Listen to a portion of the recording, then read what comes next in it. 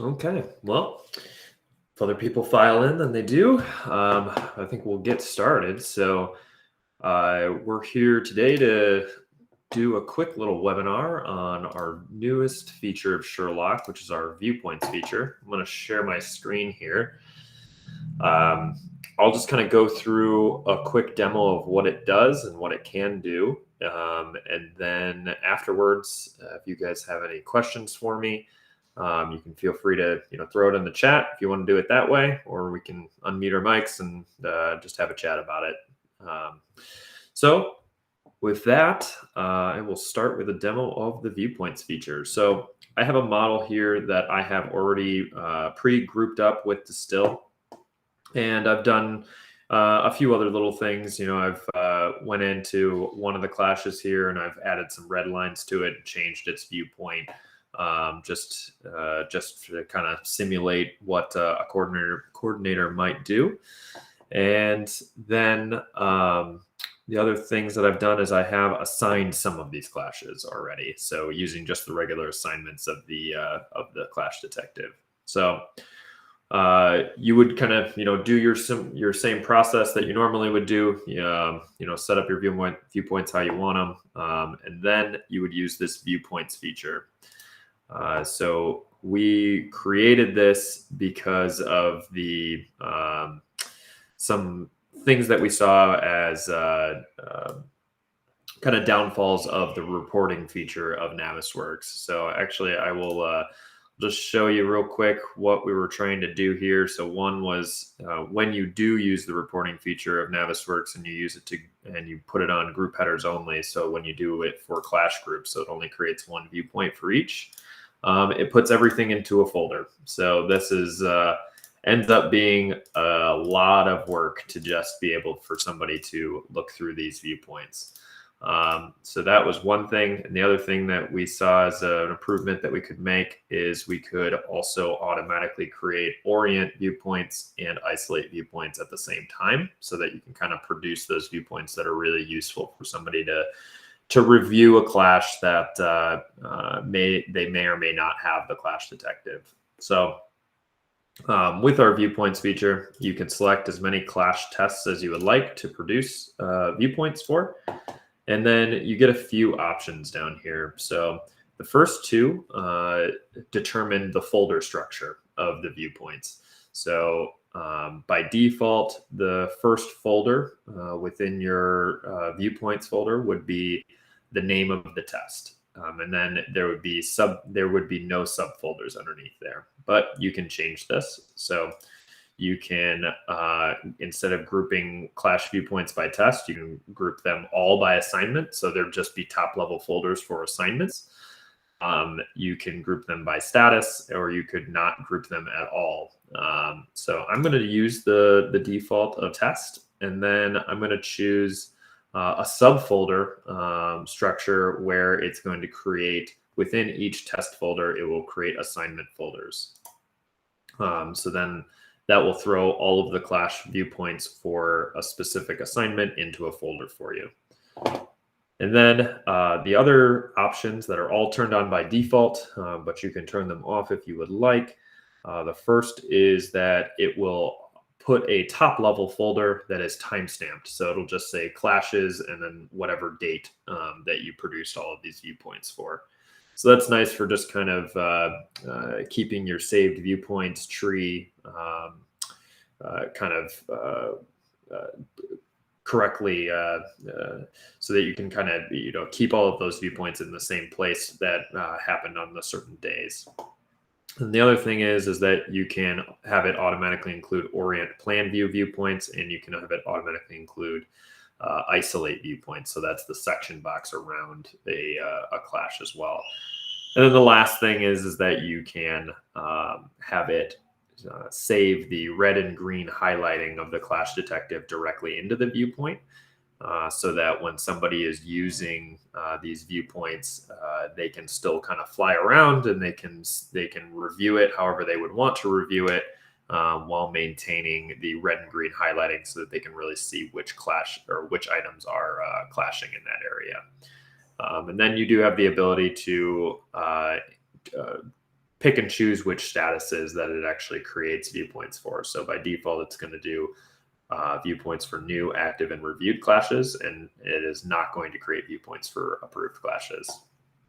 But you can turn that on if you would like. So I'm just going to run this on this sheet metal versus plumbing test only here. It does take a few seconds here while it produces all of those viewpoints.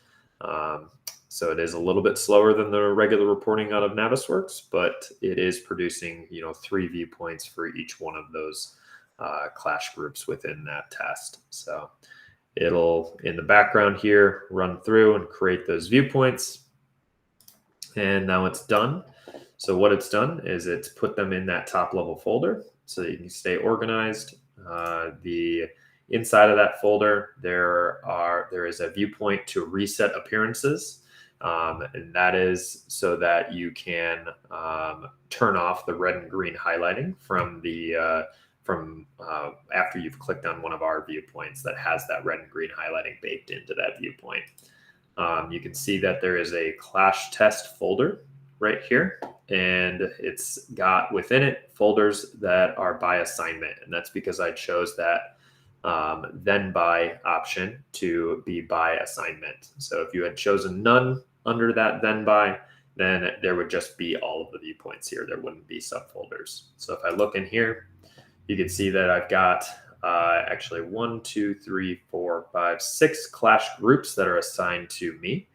And for each one of those, there are 3 viewpoints. So you can see that it's just titled the name, and then the name, and then the isolate view, and then the name, and then the plan view. So if I go to that group 58, so that was that one group that I did already before this meeting, add some red lines to. So you can see that that group 58 is exactly whatever that saved viewpoint is in the Clash Detective.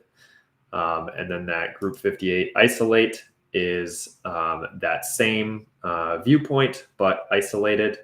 And then the group 58 plan view is the orient view of that clash as well. So that includes in this case, there were 2 models that were clashing in this clash and within this clash group. So you can see that it's only showing me the plumbing model and the sheet metal model in this view. So if I click on it, you can see that there's a red lined arrow.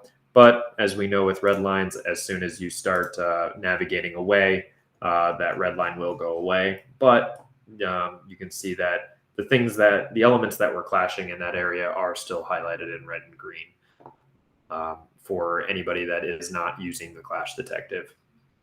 And then I commented on the reset appearances earlier. So now, I'm in this view, stuff is hidden, things are red and green to be able to get you back to no highlighting and everything else being shown. There is a reset appearances viewpoint there that will just reset the model exactly back to whatever the state was when you ran the viewpoints feature in the first place. So then you can see in here too that there is an unassigned folder, and that's just where all the rest of the clashes went that currently have no assignments. And each one of those also has, a regular view, an isolated view, and a plan view as well. And that's pretty much it for viewpoints.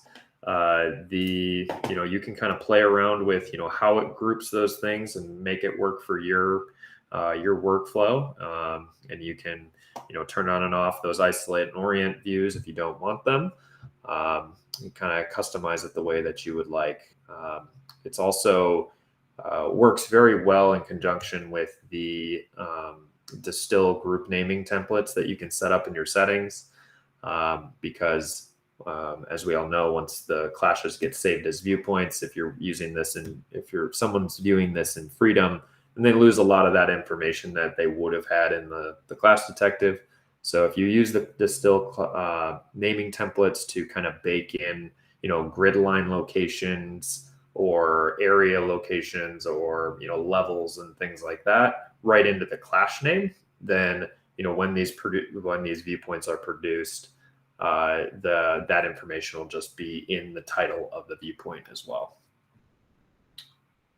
So I think that that kind of takes me through the full demo. Do any of you have any questions for me, or do you have any ideas of things that you might want to see changed with the new viewpoints feature?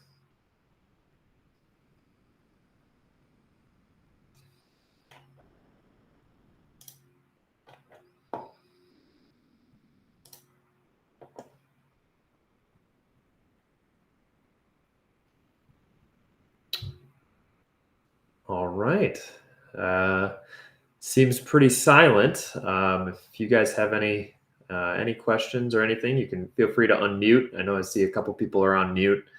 But if not, or if you want to just throw your questions into the chat, you can do that as well.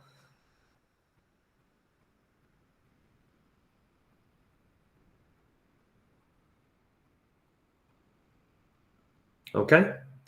Well, if there's no questions, then I think we're all done here. If you come up with any questions as you're using the Viewpoints feature in the future, feel free to reach out to us, and we're always willing to answer some questions via email or via screen share like this.